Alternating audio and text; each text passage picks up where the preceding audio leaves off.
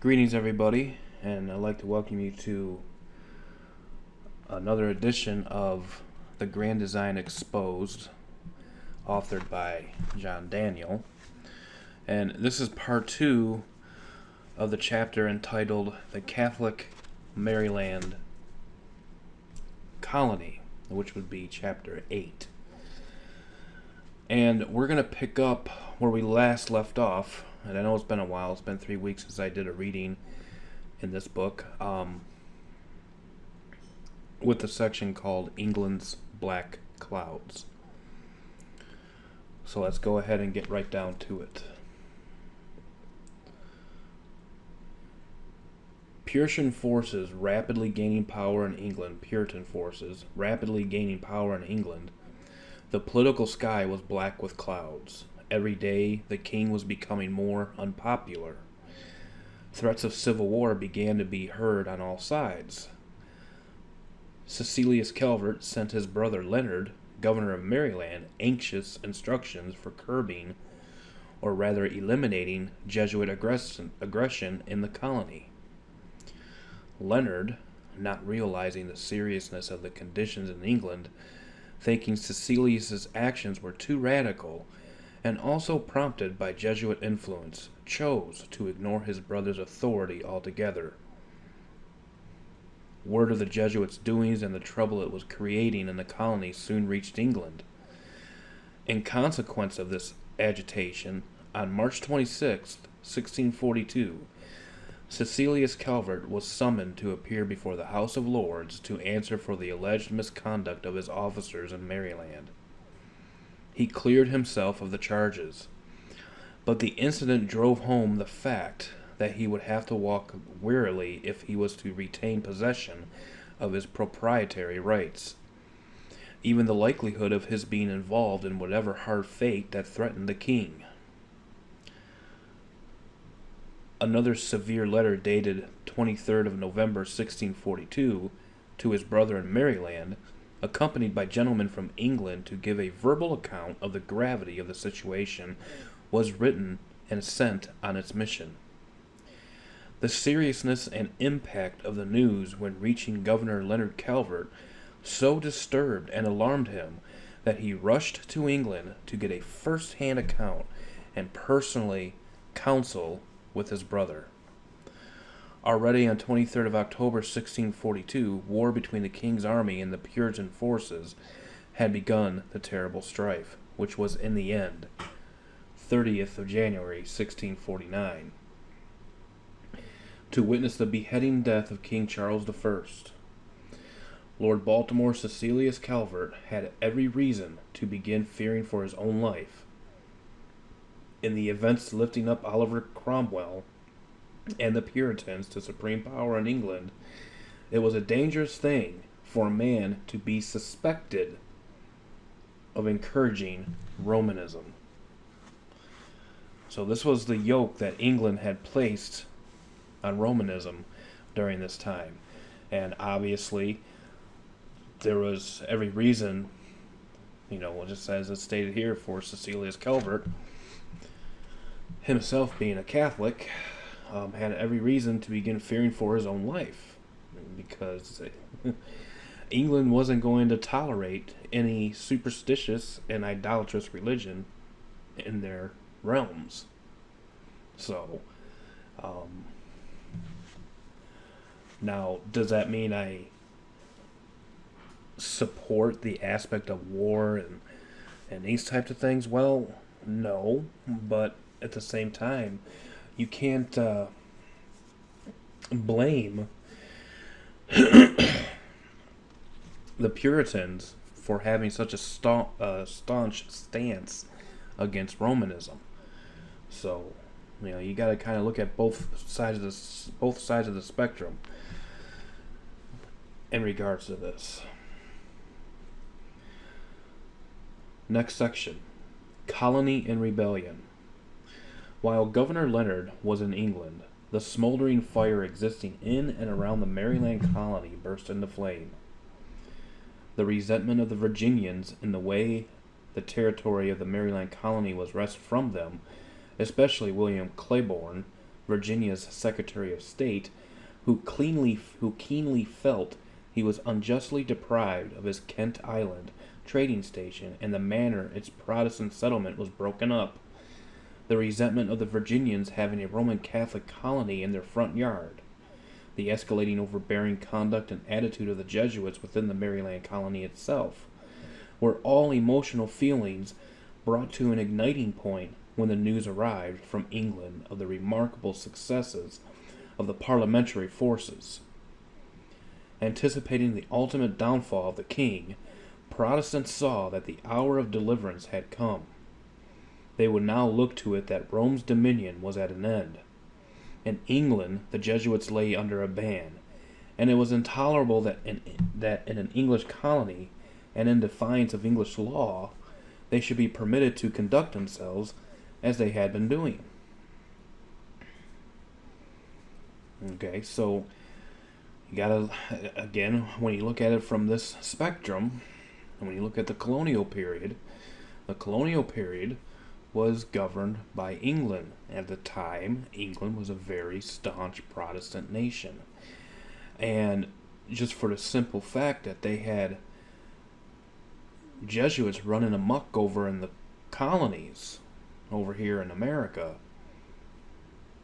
that didn't bode too well for England's newfounded territories.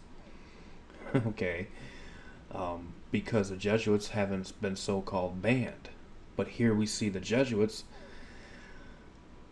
though they had their struggles, having a great influence in the colonies right from the very beginning.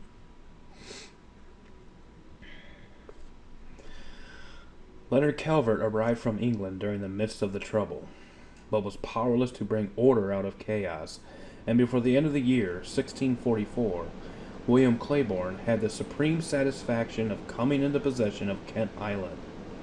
The following spring, St. Mary's, the seat of the Maryland government, was attacked, and without a struggle, the city was captured.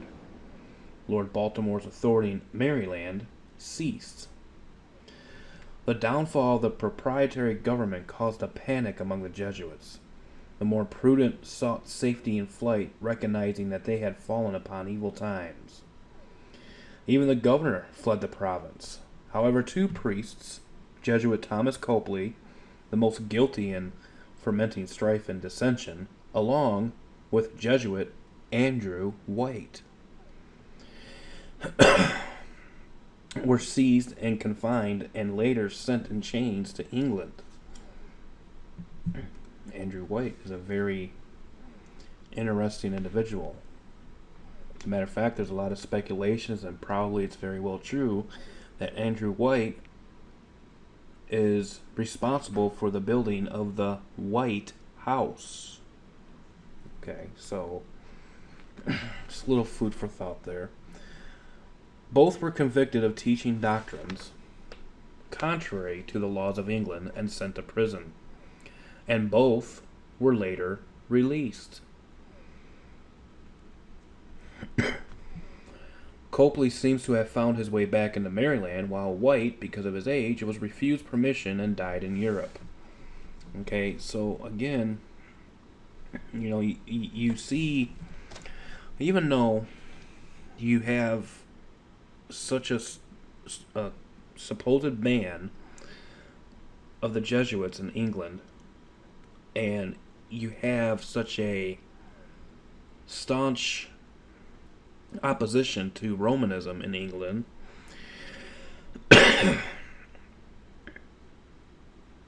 they are sent to prison in England, but they're also released, you know, a little bit later. So certain things just doesn't add up. But you cannot deny the fact, and this is just simple fact, that England at this time was a very staunch Protestant nation.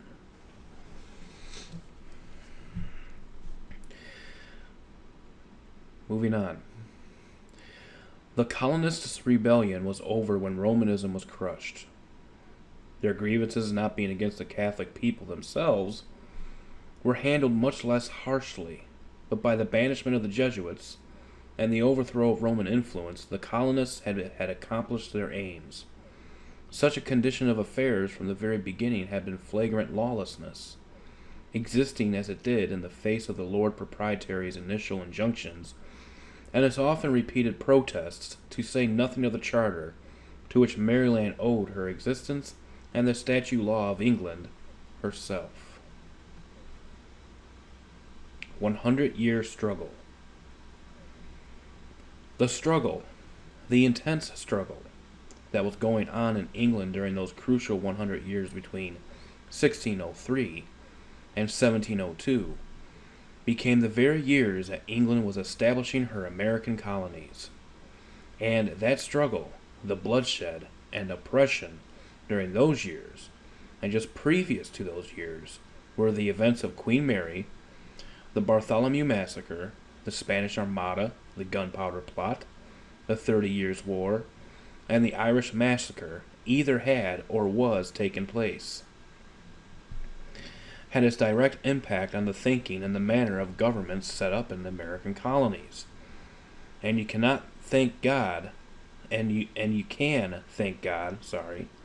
can thank God, whether you grasp the scope of that struggle or not, that when the American Constitution was formed, the founders adapted the English form of government.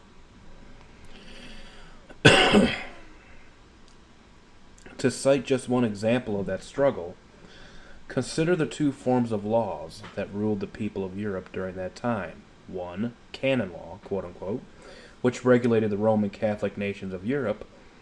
The other, the common law of England. And comparing one feature alone will reveal the stark differences between the two. Under Roman Catholic canon law, a person was arrested, placed in prison indefinitely, left even to die there, never knowing the reason why, if the authorities so chose.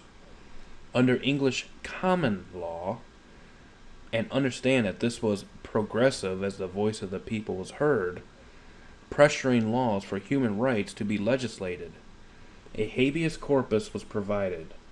The word being Latin means, you have the body.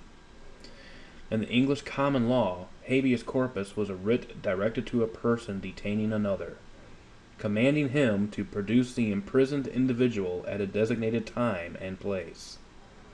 Its primary purpose was to obtain prompt relief from illegal confinement or restraint. Because of the ineffectiveness of habeas corpus in cases involving imprisonment by order of the Crown, without cause or for political and religious reasons, Parliament in 1628 passed the Petition of Right.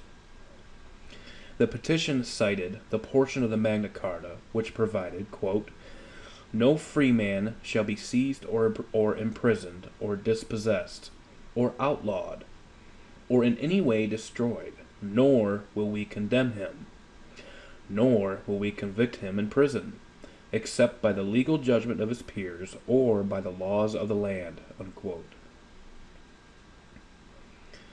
When abuses still continued, Parliament passed the Habeas Corpus Act of 1679.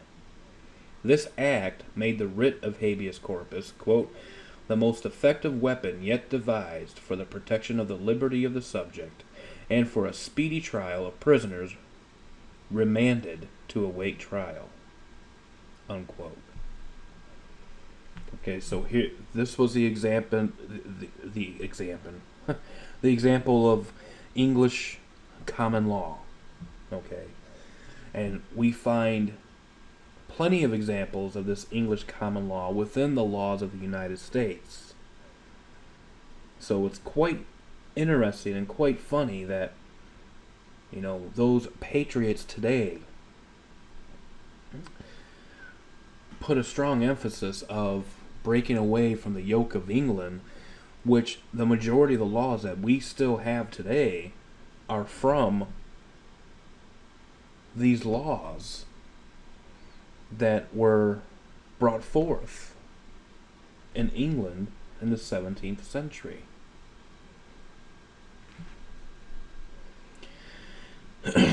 So now we're going to take a look at Roman Catholic canon law. Now please pay close attention to the following words.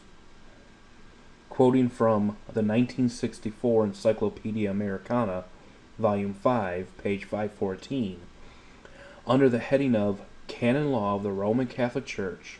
After reading it, there can be no question where anyone stands in the haughty, arrogant eyes of Rome. Quote, this canon code is based on the three fundamental principles of the Constitution of the Church. Number 1.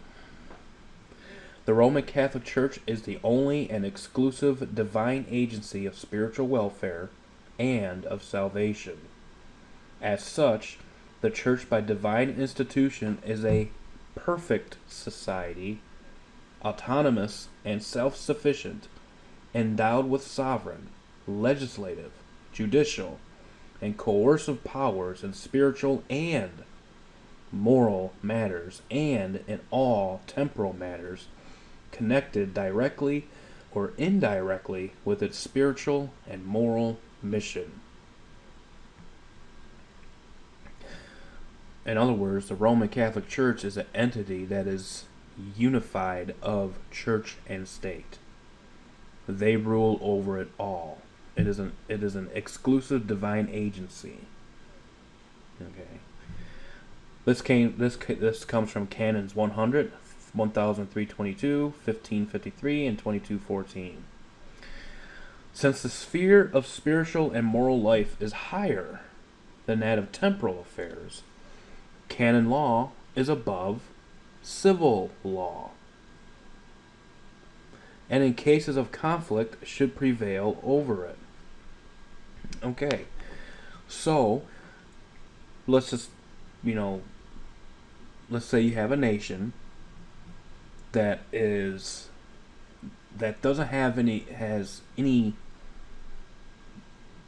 a very, very minute population of Catholicism.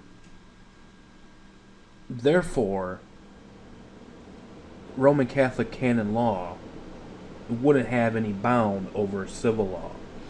However, if you reverse the spectrum and you take this nation and you make it majority Catholic, and you see all of the policies and the politics of the Roman Catholic Church overruling the nation, then Roman Catholic canon law essentially is above civil law. Just like it's stated in the previous page, where it stated that we can thank God that the American Constitution was formed, and you can thank God, whether you grasp the scope of that struggle or not, that when the American Constitution was formed, the founders adopted the English form of government.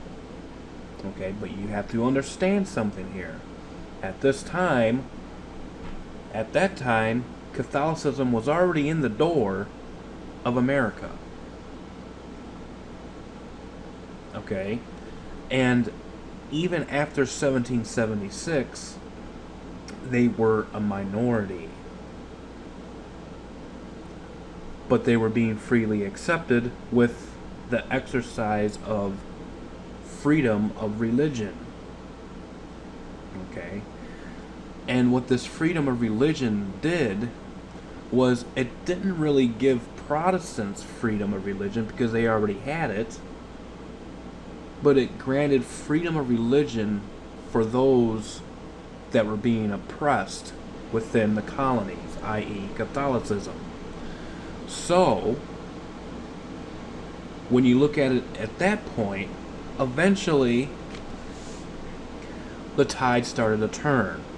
And now you have a majority of Catholicism in this nation, and so therefore you see a lot of laws and executive orders, and if you really pay close attention to the wording, it very, very eerily resembles that of canon law, which is above civil law, if the church, if Romanism holds a majority. in the nation. Okay. Anyways, back to the book. Number 2. The constitutional form of the church is by divine foundation that of an absolute monarchy. It is ruled by an ecclesiastical hierarchy, having as its head the supreme pontiff, who exercises by divine right a universal direct jurisdiction over the whole church. That's canon 218. As a source of law, his authority is above that of any general or local council, and he is infallible in his solemn decisions concerning faith and morals. He has the exclusive right to appoint the members of the hierarchy. He is the judge of last appeal in all matters affecting the church. And then number 3, the body of the church consists of 2 distinct classes: ecclesia docens and ecclesia discens. Docens, D-O-C-E-N-S, and discens, D-I-S-C-E-N-S. They are very, very different. The former consists of the hierarchy and the clergy, docens, D-O, who alone have the right to teach and to rule. The latter comprises the laity, who have the duty to accept this teaching and to obey.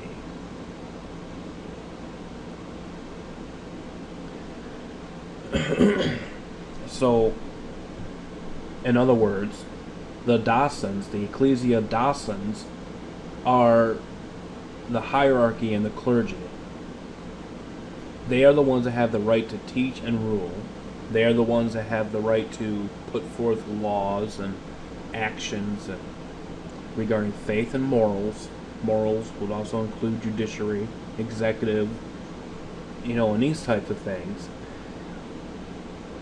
Whereas ecclesia discens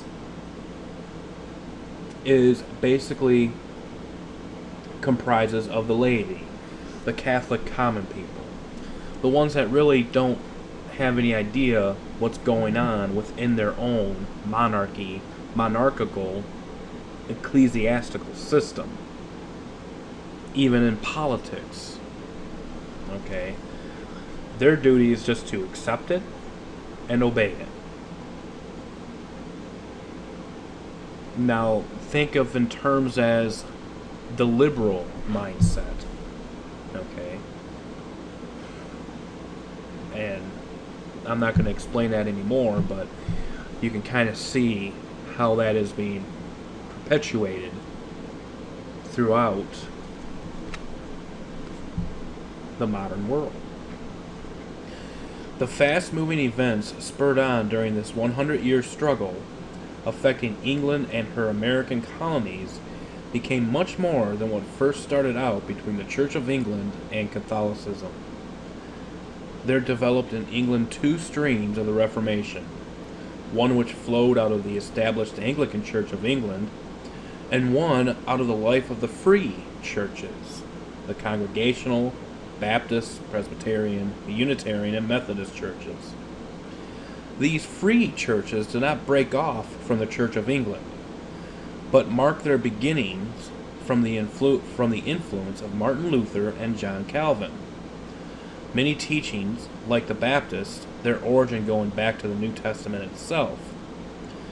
But they all hoped, and actively struggled in that hope, that England and the new Anglican Church would be comprehensive enough to give them all a place in it. It was these organized free churches that became such a force in England, waging their long fight for freedom and true religious toleration.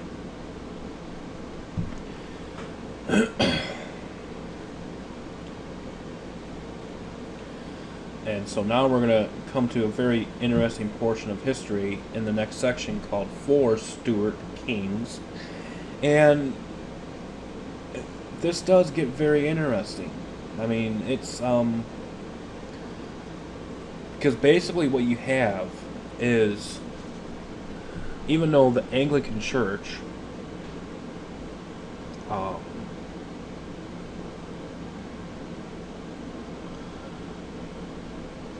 was one stream of the Reformation of Protestantism, the Anglican Church actually had more of a monarchical structure than that of the free churches. Okay. And it was this Anglican Church that was supported by, hey, some of you might get upset when I say this, but King James the First was one of these Stuart kings and these types of things. And it was these free churches that became a force in England. And they were the ones that waged this long fight for freedom and true religious toleration. Because the Anglican Church basically wouldn't graft them in, essentially. Because they were extremely, I guess you can, for lack of better words, say fundamental. Okay? So we're going to come to some very unique pages within this book called Four Stuart Kings.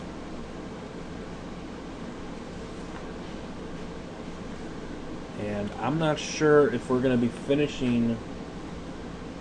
Yeah, we might. I'm not sure if we're going to be finishing this chapter or not.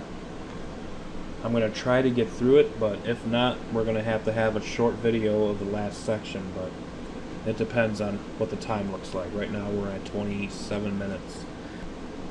So let's go ahead and get started.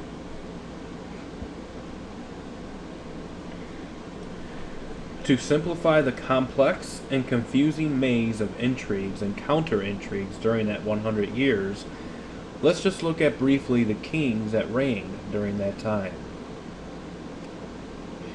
Notice too that these kings, through Margaret Tudor, who was the sister of King Henry VIII of England, who had married King James Stuart IV of Scotland, prided themselves with two royal bloodlines. King James Stuart VI of Scotland later also became King James I of England, establishing the Stuart name on the English throne, thus uniting the two nations. Scotland, you remember, was a nation of the aristocratic Knights Templar had fled to for refuge.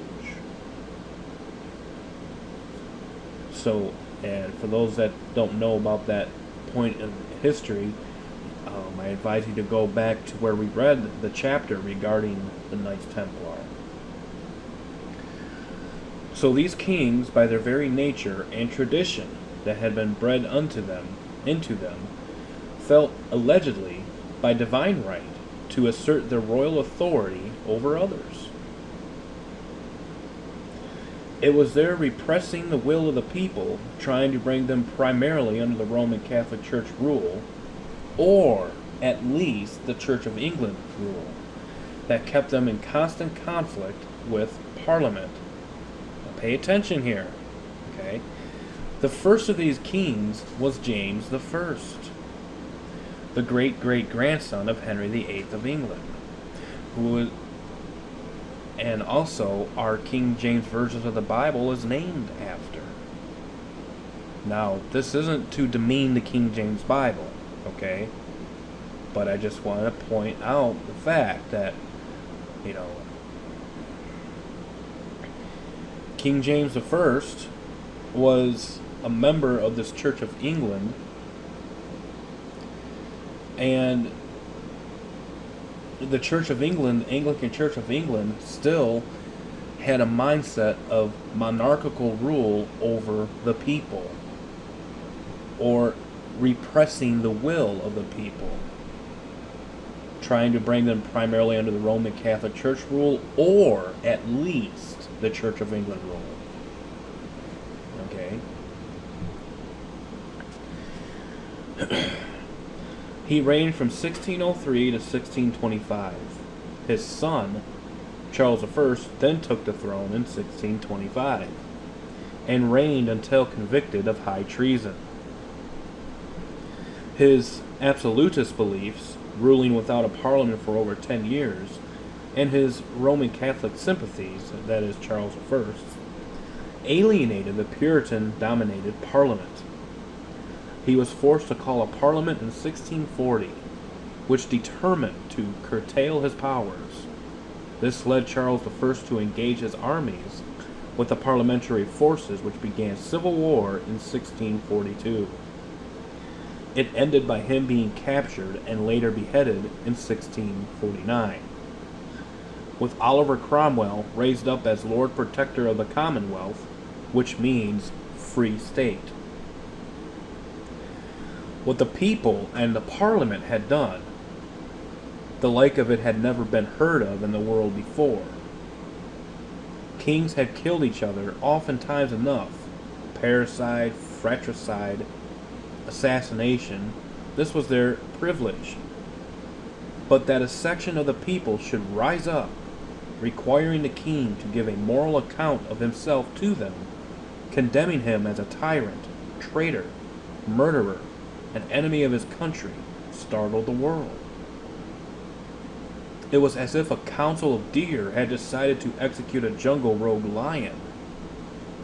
Lions in distant jungles growl. It was against nature.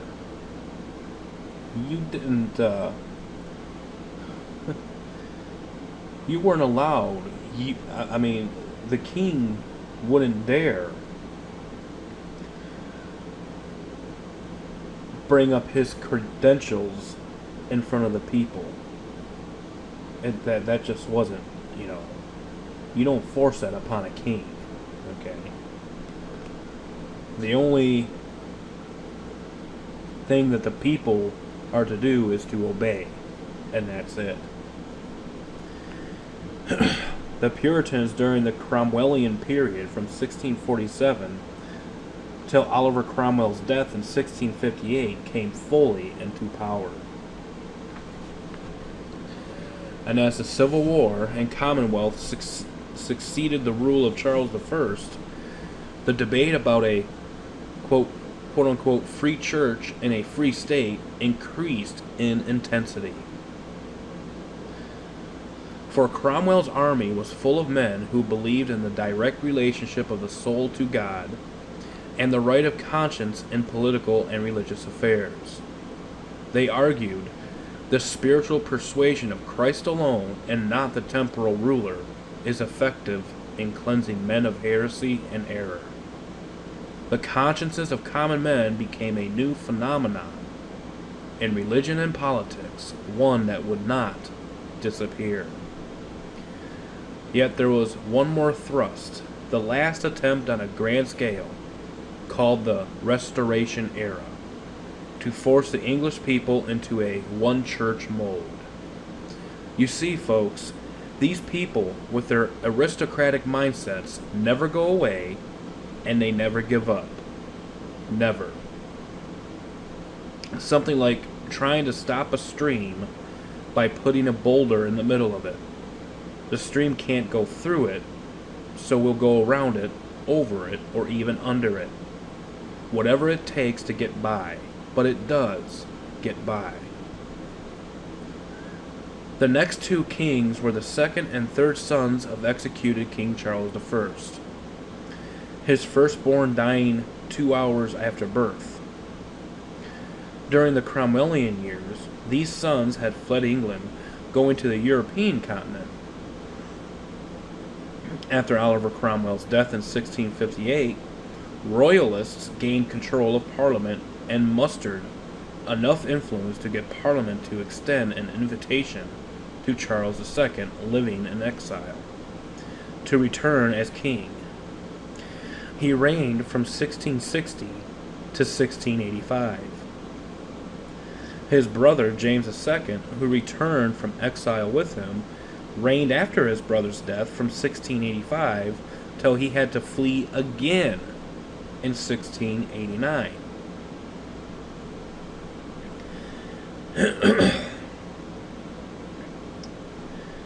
You might ask yourself, why again in 1689? Well, it just so happens a thing that happened called the Glorious Revolution. Okay? And we're not going to get into that, but we will get into that later on in this book. So I don't want to exactly spoil it for you, but we will be covering that in detail.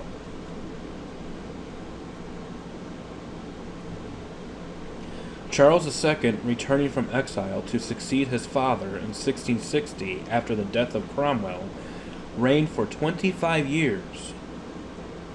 Charles II was a secret Catholic, but had sense enough to realize that his best course to keep the crown was to be conciliatory, showing moderation and tolerance. Now, I want you to pay very close attention to this, because it's this conciliatory moderation and tolerance stratagem that was used in the formation of the Declaration of Independence and the events leading up to it, leading up to 1776. Why? Well, because obviously, here you have the people, staunch Puritans, staunch Protestants, and they wouldn't take too lightly the fact that Charles II was a devout Catholic. So he had to kind of keep it in the background. He had to play the game, so to speak.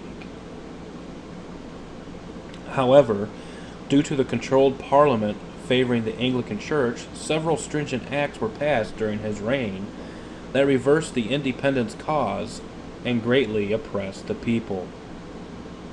The Corporation Act of 1661 prevented a person from holding a local public office, and the Test Act of 1673, mainly directed at Roman Catholics, forbid a person to hold an office under the crown unless proven in both cases they were members of the established Anglican Church of England.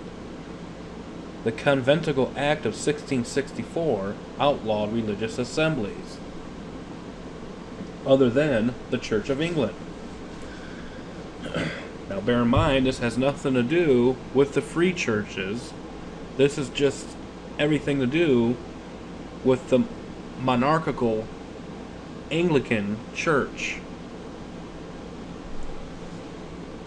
This was the power struggle between the Church of England and the Roman Church, essentially.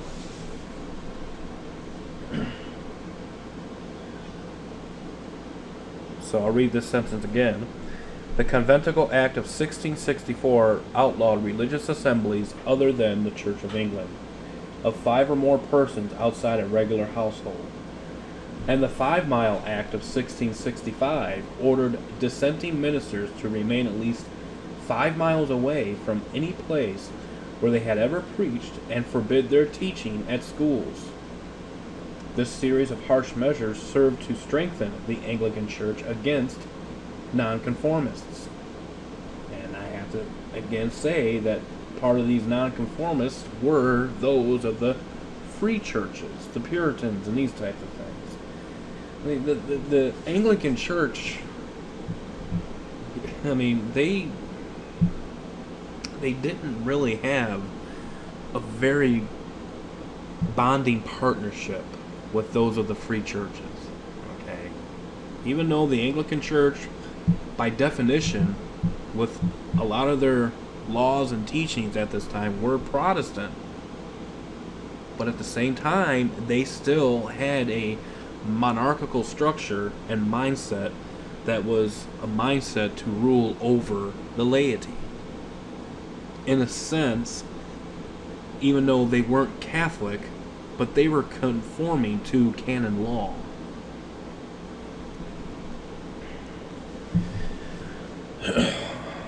So again, this series of harsh measures served to strengthen the Anglican Church against nonconformists, sending thousands to prison to languish and die. These were the prison years of John Bunyan. It also produced the Habeas Corpus Act of 1679.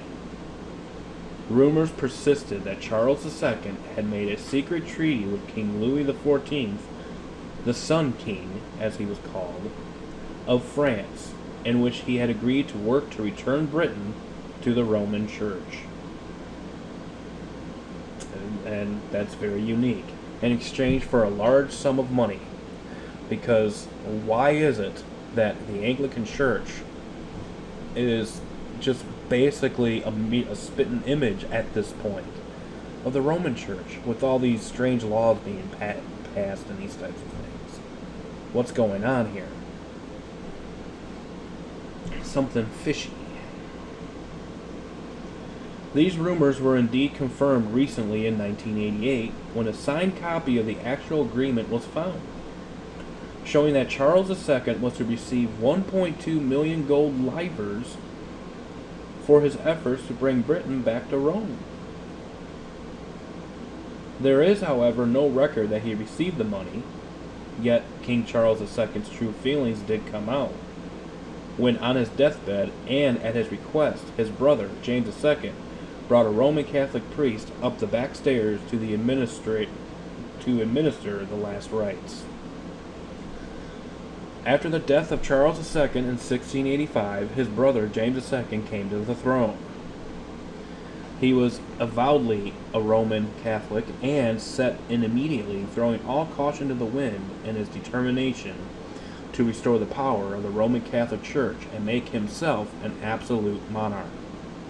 He exempted Roman Catholics from the Test Act, offering payments to individuals in high places to convert. The chapel at Whitehall was open for public Catholic worship. A papal nuncio was received, and favors were conferred on the Jesuits, with 2 of their schools being opened in London, with Jesuit Edward Pater being appointed to the Privy Council, and both he and Jesuit John Warner becoming his confessors. Further, James II found himself the supreme head of the Anglican Communion, and resolved to use his supremacy as a weapon for its overthrow. All of this in less than 3 years that he reigned.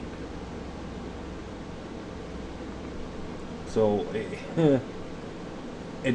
and just think, when you look at America in 1776, this was just 3 years, and look how much Charles II was able to accomplish. Pretty fascinating. And yet, we are over 200 years as a nation. And look at how Catholicism and the laws that represent Catholicism and how that has switched into a majority group.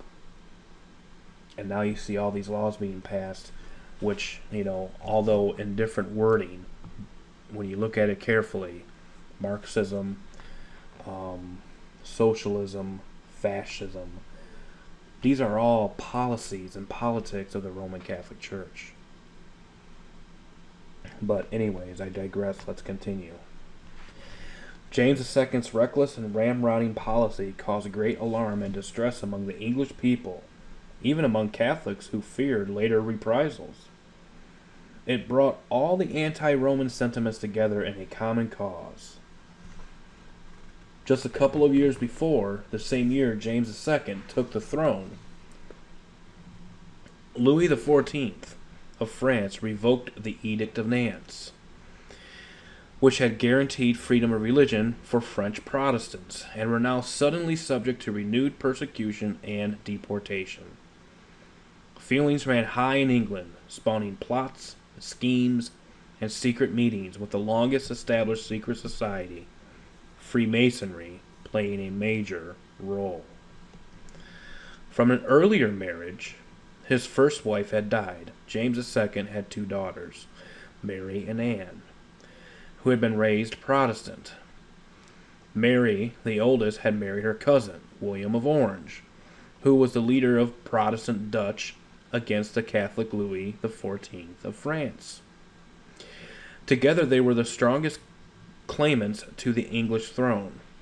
James II not having a son, it was assumed and anticipated that one or the other daughter would become his heir, and that England would again have a Protestant sovereign.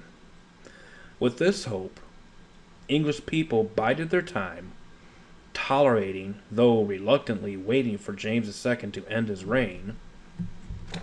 Then, like a thunderbolt out of the blue, it was announced that the Queen had given birth to a son.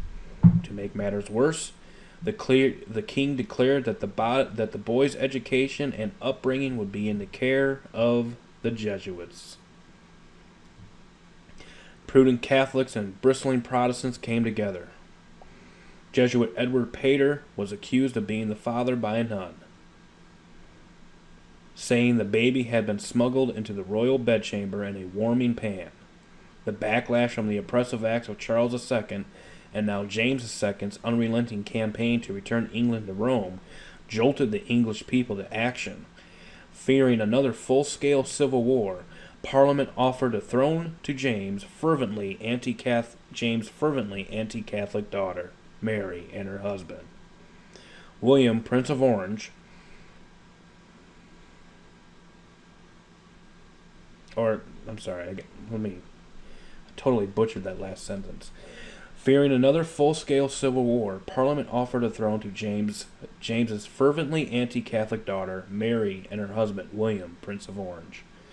They accepted, and on November 5th, 1688, the Dutch prince became the new King of England, who reigned until 1702.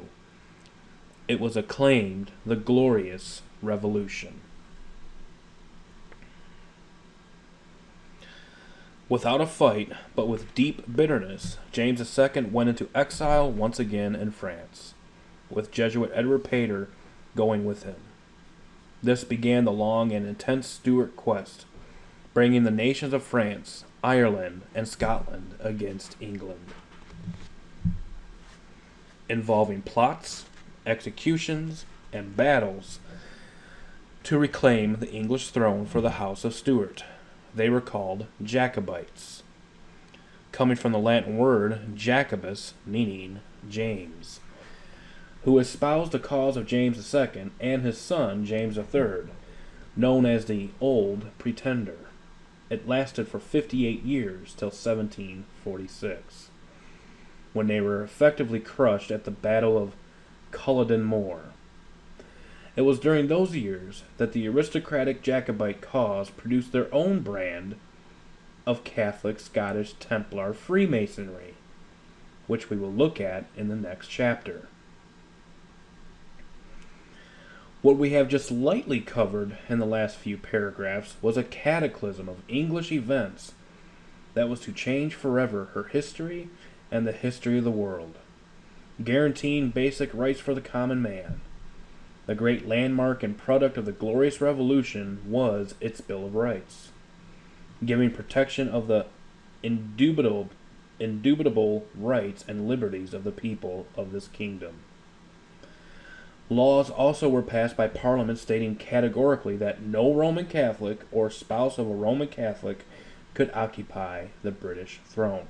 This was the result of the Glorious Revolution.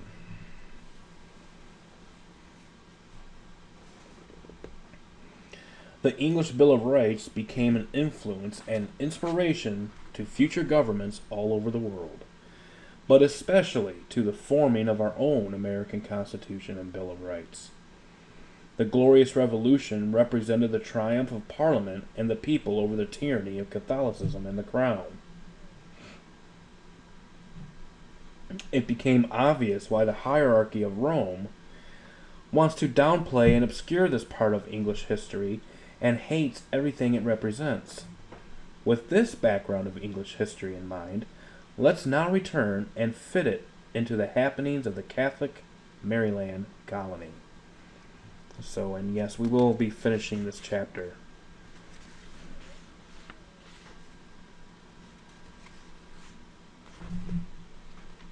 And the last section is called Back in Maryland.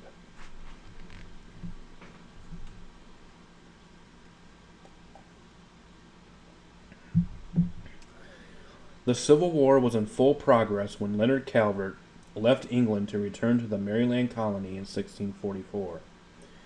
He had left one battle scene only to arrive in the midst of another. Quickly sizing up the out-of-hand situation, he fled the area to find refuge among friends in the Virginian colony. He wrote to his brother, Lord Baltimore, in England, painting a dark picture. Lord Baltimore, fearing all was lost, wrote back instructing him to salvage whatever he could and then return home to England. However, after 2 years in 1646, when feelings had subsided, Leonard Calvert, with some Virginian friends and a force of arms, recaptured and restored the Maryland colony back to his brother's ownership. Governor Leonard Calvert died the very next year, in 1647, at the extremely young age of 41. That was the first of 3 times the Calverts were to lose the Maryland colony.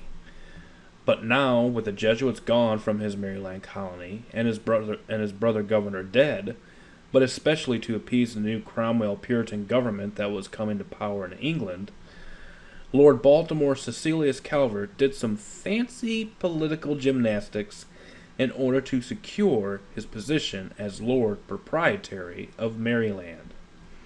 To avert the catastrophe of having his colony stripped from him, he would make Maryland thoroughly Protestant in its sympathy and in its religion.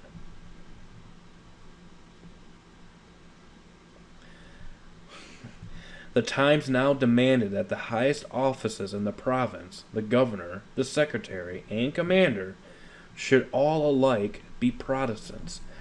And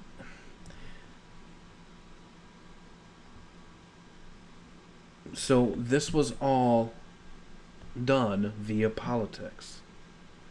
This was all done by design to basically quiet the crowd, to appease them for a time. Lord Baltimore also launched upon a vigorous program to bring Protestant immigrants into the province. The new governor, Colonel William Stone, who originally was High Sheriff of Northampton County, Virginia, recruited from Virginia 500 immigrants of the Protestant faith, and Lord Baltimore in the same year was also busily engaged in England, enticing newcomers of the Anglican faith to take up residence in his Maryland colony. The marked success of Lord Baltimore's campaign became quickly evident as the great influx of new settlers from England, Ireland, Massachusetts, and Virginia began to swarm over the fertile lands of Maryland, which lay on both sides of the Chesapeake Bay. Homesteads rose as by magic, as broad acres suddenly came under cultivation, where shortly before the primeval forest had stood. But that success also brought new problems. So, granted, when you decide to, play the part of the enemy, sometimes things have a tendency to backlash a little bit.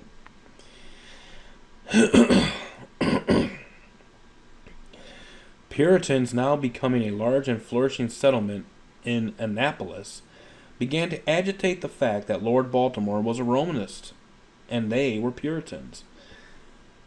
Excuse me. The issue was taken up in England as Cromwell turned his attention to the colonies. An act was passed, quote, for the reducing, settling, and governing of all the plantations within the Bay of Chesapeake. William Claiborne was there in England, who had himself appointed as one of 4 commissioners whose duty it was to see that the work was faithfully done. In March of 1652, they heralded their arrival at St. Mary's, Maryland, by deposing Governor Stone, seizing the records of the province, and establishing a new government. Great was the rejoicing among the Puritans in Maryland, great too among the Puritans in England, at what they regarded as Babylon's fall in Maryland. Lord Baltimore was, once again, without a colony. See the similarities with James II? The new Maryland Puritan legislature passed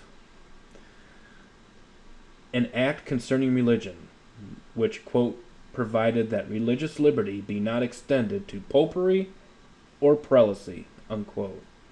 And, quote, the popish religion could not be protected in the province, but were to be restrained in the exercise thereof, unquote. But the narrowness and intolerant minds of the Puritans also prohibited liberty to anyone else who was not a Puritan. That included Quakers, Baptists, Unitarians, Jews, and even Anglicans, all being put under a ban. This continued for 4 years, with skirmishes and battles ensuing in between. But just when it looked the darkest for Lord Baltimore, the state of things not being in the interest of Maryland or England herself, Cromwell put a stop to it, referring the whole matter to the Committee of Trades and Plantations. That committee, on the 16th of September, 1656, decided wholly in favor of Lord Baltimore, with the result that his full authority was again restored by 1658. From that time until Lord Baltimore's death, on November 30th of 1675, there was a long period of rest, which Lord Baltimore diligently used to push forward by every legitimate means the material advancement of his colony, particularly by sending out new emigrants to develop its untold resources. His political gymnastics had paid off. At a time when being a Roman Catholic you were thought to be politically a traitor, Lord Baltimore himself must have marveled at his own success, himself being a Roman Catholic, putting forth legislation that sounded Protestant. Buffeted by the austerity of Puritan rule and the event of Cromwell's death, the pendulum swung again in favor of the restoration of the king. Charles II, in 1660 to 1685, then came out of exile to sit upon the English throne. And hardly before the Maryland colony had been returned to Lord Baltimore, we find recorded in 1658 a Jesuit priest named Fitzherbert, who, like his cohorts, had entered Maryland under an assumed name, being recorded on the ship's books as, quote unquote, Francis Darby, gentleman. He was being brought to trial on the charge of threatening a man because the man and his family did not come to church. Apparently, Fitzherbert was bent on becoming a worthy successor of Jesuit Copley, who had recently died, and whose mantle had evidently been bequeathed to him. As quoted from volume 9, page 757 of the Catholic Encyclopedia, Maryland now enjoyed another era of quiet and prosperity, and the Jesuits returning from hiding in Virginia to the province resumed their missionary labors. Lord Baltimore Cecilius Calvert was both a true aristocrat and shrewd diplomat, who fully understood the use of his influence and power around court. He knew how to effectively play both ends from the middle, weighing the odds with almost a sixth sense to achieve his goals. While the Puritans were in power in England, he made great display of the fact that his Maryland officers were Protestant, and his colony was a haven for Puritan immigrants. And even though he lost his colony to the Puritans, it is immediately as that power of the Puritan Commonwealth begins to wane do we see Cecilius Calvert's powerful influence working and contriving to recover the colony that he had lost. But notice, no sooner had he gained full possession in 1658, with Oliver Cromwell's death also being that same year, and the Puritan state religion now removed, do the Jesuits come out of hiding, beating a path back to Maryland. With Charles II coming to the throne in 1660, it then became obvious that Cecilius Calvert was shifting in an altogether different direction.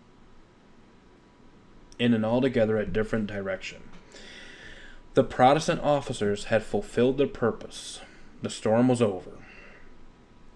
It was now back to business as usual. In 1661, Lord Baltimore Cecilius Calvert appointed his very staunch Catholic son, Charles Calvert, as governor of Maryland. He served as governor until his father's death in 1675, at which time he both governed and became the third Lord Baltimore. On the surface, there was now peace in the valley. Catholicism was again having its way, but on the horizon there was another storm coming, more intense and permanent in its effects than the one before. Charles Calvert was not the calculating diplomat that his father was. In fact, he found little pleasure in king's courts, but instead loved the plain life of a colonist in Maryland infinitely better than the fashionable life of an English nobleman. Nor did he ever seem to understand or perhaps even cared about the spiritual needs of his Protestant settlers. But the man who should cut off his own son's annual allowance and leave him dependent upon charity because he had become an Anglican was not likely to be found providing for the needs of his Anglican tenants, of which they were justly entitled by the provisions in his Maryland charter. So, going on his blundering way, profiting neither by his past mistakes nor friendly warnings or advice, but instead showing undue partiality and advantages to his Roman Catholic co-religionists, Charles Calvert, who governed the colony in person until 1684, when he sailed to England and remained there the rest of his life, had all the right ingredients for putting his colony once again in grave jeopardy. When Charles Lord Baltimore sailed away from his Maryland colony in 1684, bound for England, he definitely had left a tempest in the teapot, and rapid-fire events took shape, both in England and in Maryland, that would in the end deprive him of his Maryland colony right up until his death in 1715, thus preventing him ever to return. King Charles II was causing his own stir in England, with his oppressive measures and rumors to sell out to Rome. Added to that, charges of just about every description were coming in thick and fast against Charles Lord Baltimore and his governing of Maryland. King Charles II wasn't much help. He died in 1685. Surely, now as King James II ascended the throne, the charge would be a godsend to favor Charles Lord Baltimore's problems. King James II certainly would understand and sympathize with him more readily, since both were dedicated Roman Catholics. But shockingly, James II was hardly on his throne when he began proceedings to annul all the colonial charters then in existence. But even more shocking, especially in view of King James II being of like faith, was his particular hostile attitude directed against the colony of Maryland. Whatever could be the reason for his belligerent behavior. But now we see there is someone whispering in the king's ear. An enemy was secretly at work. The former Calverts had made a long record in their determination to oppose this group. If it had not been for the policy of Lord Baltimore Cecilius Calvert and his brother, Governor Leonard, Maryland might have been a Roman Catholic land by now, for the Jesuit agents had truly worked and suffered long to bring that about. But just when they had reached forth to pluck the sweet fruit of their hard-earned labors, the proprietary himself always blocked them. And as usual, according to Jesuit policy, it was payback time. In their special hatred and revenge, Jesuit Pater, the king's confessor, was one of the principal instruments working to deprive Charles Lord Baltimore of his government. Remember, we talked about that earlier in this chapter. Everything's coming full circle now. In the judgment of the king and his confessor, Maryland should be punished for the record she had made for herself. Could this also be the reason for the lack of memorials honoring George Calvert, and the pure neglect of not remembering the burial site of Governor Leonard Calvert. But before James II could put into effect to end Charles Baltimore's rule, he himself had to flee England in 1688, eager not to want to provide the world with another royal execution. Charles Lord Baltimore's troubles were now just beginning. The glorious revolution of 1689 in England fanned the fires of rebellion in Maryland. Under the leadership of John Coode, a former Catholic, the dissenters formed the Protestant Association in arms to defend the Protestant religion. The government of the Proprietary was overthrown, and a committee of public safety was installed in its place. In 1691, England withdrew Charles Baltimore's authority to govern, making it a royal colony, but in leniency. He was allowed to retain his property rights so that he could collect his rents. In 1692, an Act of Religion was passed and declared that all the penal laws of England existing at that time against Catholics were to be also enforced in the colony. The Act established the Church of England as the Church of the province and provided for conformity with its worship and discipline. It was during this troublesome period that Charles Lord Baltimore, in October of 1688, sent to the Maryland colony as his property agent a man named Charles Carroll, an extremely wealthy person who founded one of Maryland's leading families. We will have much to say about the Carrolls in a later chapter, but it was through this family that the Jesuits and Roman Catholicism were to covertly succeed in establishing themselves among the North American English colonies. The Maryland colony, like England herself, became firmly Protestant. And for the only hope of the proprietorship of Maryland to ever be returned to the Calverts was for them to become Protestant also.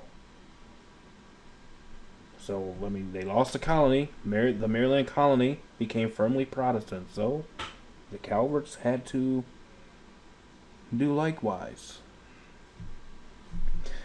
This is just what the son and grandson of Charles Calvert did. They became Anglicans. And in 1715, the year that his grandfather died, Charles II Calvert, the grandson, succeeded to the title of the 5th Baron of Baltimore, and the crown restored to the Calverts the full proprietary powers specified in the Maryland Charter. The Roman Catholic Church, its priests, and the practice of its religion was most actively and stringently suppressed. From the time the Catholic government was overthrown in 1689 up until the colonies declared their independence in 1776.